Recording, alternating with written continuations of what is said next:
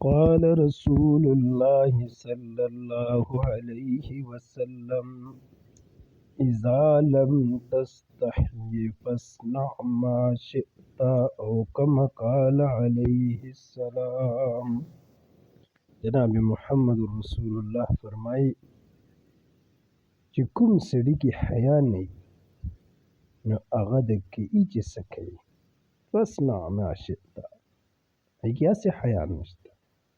نو الحیاء شعبة من الایمان، حیا کول دا هو د ایمان حصه ده. حیا دا د ایمان حصه ده. چا کې چې حیا نه وي حضور فرمایي یا د کوي چې څه کوي. نو انسان ته پکار ده چې حیا کوي. حیا دا د ایمان حصه ده.